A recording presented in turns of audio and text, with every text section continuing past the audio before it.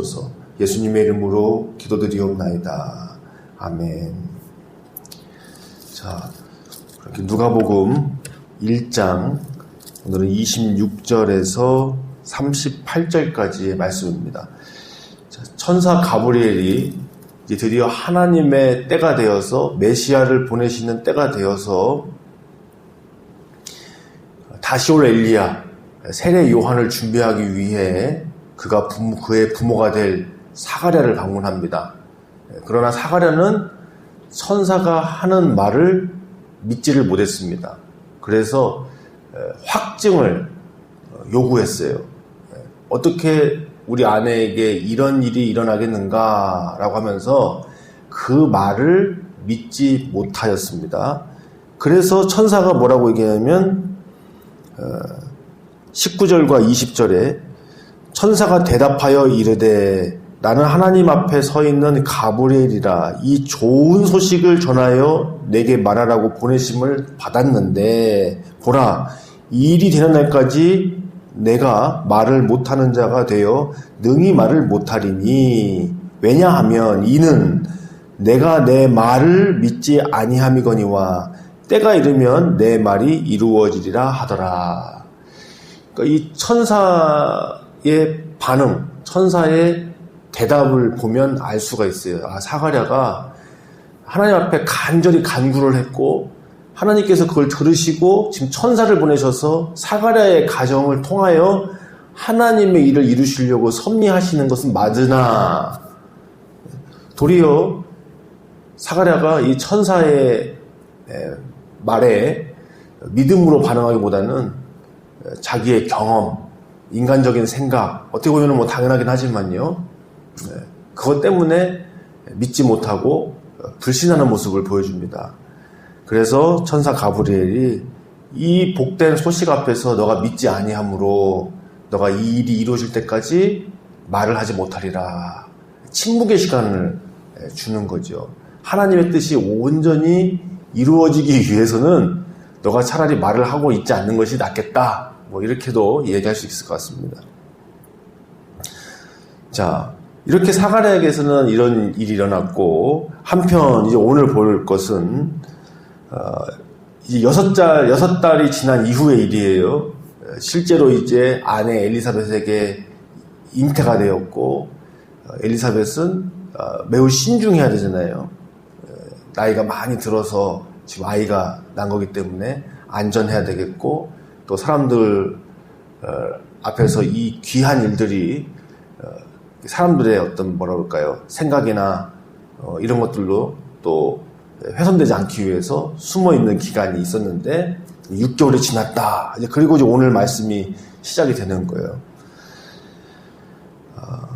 이 마리아에게 동일하게 가브리엘 천사가 찾아가서 이제는 하나님의 말씀대로 하나님의 약속대로 처녀가 잉태하여서 아들을 낳을 것이라는 이 말씀이 임하였다라고 고지를 하니까 마리아는 그런 일이 저에게 어떻게 일어나겠습니까? 라고 대답합니다. 그런 일이 못 일어납니다. 라는 게 그런 뜻으로 한 것이 아니라 그 하나님의 말씀이 저에게 어떻게 이루어질 수 있을까요? 이것은 어떤 방법으로 이루어지겠습니까? 이것이 저에게 이루어지기를 원한다라는 믿음으로 질문한 거거든요. 차이가 큽니다. 그래서 천사도 마리아에게 하나님의 성령으로 이것이 가능하다라고 방법을 알려주는 거거든요.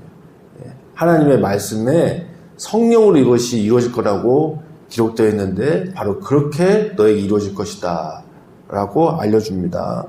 그랬을 때 마리아는 침묵을 하게 되는 것이 아니라 하나님을 찬양하게 되는 거죠. 그 말씀이 나에게 이루어질 것입니다 라고 고백을 하면서 하나님께서 하실 일을 마리아를 통해서 찬양하게 하는 일들이 이루어집니다. 자, 함께 읽어보겠습니다. 26절에서 38절입니다. 6째 달에 천사 가브리엘이 하나님의 보내심을 받아 갈릴리 나사렛이란 동네에 가서 다윗의 자손 요셉이라 하는 사람과 약혼한 처녀에게 이르되 그 처녀의 이름은 마리아라. 그에게 들어가 이르되 은혜를 받은 자여 평안할지어다 주께서 너와 함께 하시도다 하니 처녀가 그 말을 듣고 놀라 이런 인사가 어찌함인가 생각하매 천사가 이르되 마리아여 무서워하지 말라 내가 하나님께 은혜를 입었느니라 보라 내가 잉태하여 아들 낳으리니 그 이름을 예수라 하라 그가 큰 자가 되고 지극히 높으신 이의 아들이라 일컬어질 것이요 주 하나님께서 그 조상 다윗의 왕위를 그에게 주시리니 영원히 야곱의 집을 왕으로 다스릴 것이며 그 나라가 무궁하리라. 마리아가 천사에게 말하되 나는 남자를 알지 못하니 어찌 이 일이 있으리이까. 천사가 대답하여 이르되 성령이 내게 임하시고 지극히 높으신 이의 능력이 너를 덮으시리니 이러므로 나실 바 거룩한 이는 하나님의 아들이라 일컬어지리라. 보라 내 친족 엘리사벳도 늙어서 아들을 배었느니라. 본래 임신하지 못한다고 알려진 이가 이미 6달이 되었나니 대저 하나님의 말씀은 능하지 못하심이 없느니라. 마리아가 이르되 주의 여종이오니 말씀대로 내게 이루어지다 하매 천사가 떠나가니라. 아멘. 자, 갈릴리 나사렛, 여기가 이제 요셉과 마리아의 살던 동네입니다. 그래서 예수님께서도 베들레헴에 가셔서 약속대로 태어나시긴 했고 어릴 때 자라나셨지만 결국에 유년 시절은 나사렛에 오셔서 사시는 거죠. 그래서 예수님을 나사렛 예수여라고 부르는 거잖아요. 예수라는 이름이 그 당시에 좀 흔한 이름 중에 하나였기 때문에 앞에 지명을 붙이는 이유가 거기에 있는 거죠. 자, 그런데 우리가 먼저 정리할 것은 요셉과 마리아, 이 두 청년과 처녀가 평범한 인물은 아니라는 거죠. 우리가 하나님의 은혜를 강조하다 보면 그런 경우가 있습니다. 우리는 무익하고 우리는 아무것도 아닌데 하나님의 전적인 은혜로 그렇게 되었다 이렇게 고백을 하기도 하죠. 그러다 보면은 또 한쪽 면을 놓치는 경우가 있어요. 무엇이냐면 사가랴와 엘리사벳도 제사장 가문이잖아요. 이 이스라엘의 역사, 유다의 역사는 엄청난 시련과 어려움 속에서 믿음을 지켜오던 역사이죠. 물론 한편으로는 끊임없이 하나님을 불신하고 또 하나님께 심판받은 역사이기도 하지만 한편으로는 하나님의 약속을 믿고 수천 년간을 지켜온 그런 믿음의 역사이기도 합니다. 그래서 그 기간 여러 고난과 어려움을 지내오면서도 이렇게 혈통을 유지하고 제사장 가문을 유지하여서 결혼했다는 것, 이것만 보더라도 얼마나 신실했는지를 알 수가 있는 거거든요. 그런 것처럼 오늘 다윗의 자손 요셉과 또 아론의 후손이었던 엘리사벳이 정향을 했다는 것 자체도 이미 여기에 어떠한 믿음의 삶이 담겨져 있는지를 알 수가 있어요. 비록 이 마리아와 요셉이 아직 나이가 어린 청년과 처녀일지는 모르지만 이 두 가문이 지금까지 지켜왔던 것들이 어떤 믿음인지를 추측하게 합니다. 충분히. 그래서 다윗의 자손으로 요셉과 아론 제사장 가문의 계열의 후손이었던 마리아가 이렇게 만나서 정약했다, 정혼했다. 이거 자체가 이 두 가문이 어떤 믿음을 하나님께 드려왔는지를 알게 하는 거죠. 그래서 이 부분은 우리가 놓쳐서는 안 되겠습니다. 자, 그래서 하나님께서 이들을 통하여서 예수님을 보내시기로 섭리하신 것이죠. 그래서 이 마리아에게 천사가 방문을 했는데 마리아 역시 사가랴처럼 놀라했고 무서워했다는 것은 동일합니다. 그러니까 사가랴도 놀라고 무서워했다 이 기록이 되어 있고요. 마리아도 동일하게 천사가 방문했을 때 놀라고 무서워했다고 동일하게 기록을 되어 있어요. 너무나 당연하죠. 천사가 방문했는데 그걸 너무나 자연스럽게 올 줄 알았다 이렇게 할 사람이 어디 있겠어요. 당연히 깜짝 놀라고 무서워하겠죠. 자, 그런 반응은 동일했습니다. 그리고 천사가 세례 요한에 대해서 고지했던 내용이나 천사가 마리아에게 예수님에 대해서 고지했던 내용이나 패턴이 비슷합니다. 세례 요한을 하나님께서 너희에게 보내실 것인데 그를 통하여 하나님은 이러한 일을 이루실 것이다. 또 예수님을 약속대로 보내실 것인데 그는 참된 왕이 되실 것이다. 영원한 구주가 되실 것이다. 이렇게 고지를 해요. 자, 그런데 그 천사의 말에 반응이 달랐다는 거죠. 사가랴는 자기의 아내로 인하여서 이 일이 있을 수가 없다. 불신의 대답을 했다면 마리아는 어떻게 그런 일이 제게 이루어질 수 있을까요? 라고 방법을 물어봤다는 거예요. 하나님께서 하신 말씀이 나에게 어떻게 이루어질까? 이렇게. 자, 우리도 마찬가지입니다. 하나님께서 어떤 말씀을 하셨을 때, 어떤 말씀이 선포되었을 때, 그 말씀에 대해서 반감을 갖거나 아니면은 그 말씀이 그 이루어질까? 혹은 내 현실이나 내 형편을 더 크게 보는 그런 자세보다는 오히려 하나님 앞에 믿음을 가지고 하나님께서 이 일을 어떻게 이루어 주실까? 기대함을 가지고 내 생각으로는 감이 없지만 그래도 하나님 말씀하셨으니까 하나님께서 어떻게 이것을 이루어 주실까? 하나님의 약속을 하나님의 뜻대로 어떻게 해주실까? 이런 마음을 갖는 것과는 차이가 크죠. 그래서 사가랴는 천사가 뭐라고 그랬냐면 너가 내 말을 믿지 아니하므로 이 말이 이루어질 때까지 너는 침묵하라 이렇게 되었던 것이고, 마리아에게는 친절하게 해설이 들어가는 거죠. 지극히 높으신 성령께서 이것을 이루어 주실 것이다. 그리고 마리아도 그 말씀대로 대답해 주신 대로 저에게 그것이 이루어지겠습니다. 자기를 헌신하는 거죠. 그 말씀대로 저에게 이루어지기를 원합니다.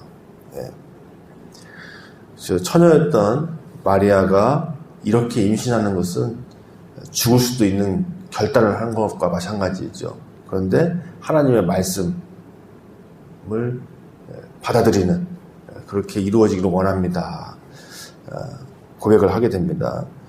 자, 그리고 나서 천사가 알려준 대로 그 친족 엘리사벳을 찾아갑니다. 이미 잉태할 수 없다고 했던 그 친족 엘리사벳도 벌써 잉태한 지 6개월이나 되었다 했을 때 마리아가 엘리사벳을 방문하게 되고, 그 방문했을 때 그 엘리사벳의 태중 안에 있었던 세례 요한이 그 태중에서부터 뛰놀고 반응을 하죠.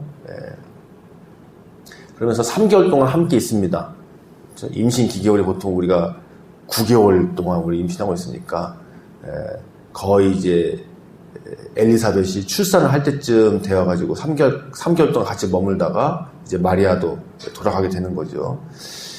자, 그렇게 과정을 보는데 마리아가 이렇게 엘리사벳을 만났을 때, 그리고 태중에 있는 세례 요한이 뛰놀고 했을 때 마리아는 하나님 앞에 성령으로 충만하여서 찬양을 하게 됩니다. 그 내용이 46절에서 56절까지죠. 그래서 마리아는 이렇게 하나님 앞에 그 말씀에 순종하고 그 말씀이 내게 어떻게 이루어질까, 그렇게 기대하는 마음으로 나아갔을 때 하나님은 그 마리아를 통하여서 찬양하게 하시는 거죠. 자, 우리도 마찬가지입니다. 우리도 하나님께서 말씀을 주실 때 우리가 택해야 될 것은 염려와 두려움과 불신이 아니라 도리어 하나님께 감사하고 하나님을 찬양하고 그 말씀을 심중에 꼭 붙들고 잊어버리지 않는 것, 이것이 우리가 해야 할 일입니다. 자, 마지막으로 우리 46절에서 56절까지를 읽고 마치겠습니다. 우리 마리아의 찬가라고 불려지는 성령 충만하여서 고백하는 내용입니다. 마리아가 이르되 내 영혼이 주를 찬양하며 내 마음이 하나님 내 구주를 기뻐하였음은 그 여종의 비천함을 돌보셨음이라. 보라 이제 후로는 만세에 나를 복이 있다 일컬으로다. 능하신 이가 큰 일을 내게 행하셨으니 그 이름이 거룩하시며 긍휼하심이 두려워하는 자에게 대대로 이르는도다. 그의 팔로 힘을 보이사 마음의 생각이 교만한 자들을 흩으셨고 권세 있는 자를 그 위에서 내리치셨으며 비천한 자를 높이셨고 줄이는 자를 좋은 곳으로 배불리셨으며 부자는 빈손으로 보내셨도다. 그 종 이스라엘을 도우사 긍휼히 여기시고 기억하시되 우리 조상에게 말씀하신 것과 같이 아브라함과 그 자손에게 영원히 하시리로다 하니라. 마리아가 석 달쯤 함께 있다가 집으로 돌아가니라. 아멘.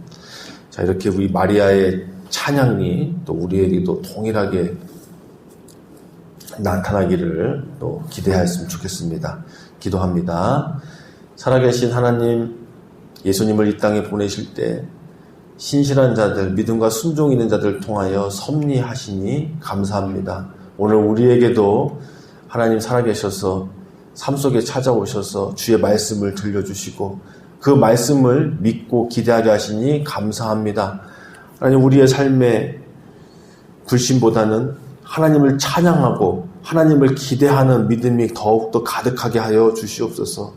그리하여서 사가랴와 또 마리아에게, 엘리사벳에게, 요셉에게 일어났던 놀라운 섭리가 우리의 삶에도 펼쳐지기를 원합니다. 하나님, 이 대림절 기간 성탄의 기쁨을 우리에게 주옵소서. 우리가 더욱더 그 기쁨으로 이 마지막 세대를 이겨내게 하여 주시고 주님 다시 오실 때까지 굳은 믿음으로 주님을 따르며 순종하는 자 되게 하여 주옵소서. 주님 말씀하실 때에 기대함과 또 하나님 앞에 나아가 기도하고 그 말씀을 꼭 붙들어서 열매 맺는 인생 되기 원합니다. 감사하며 예수님의 이름으로 기도드리옵나이다. 아멘. 함께 기도하시겠습니다.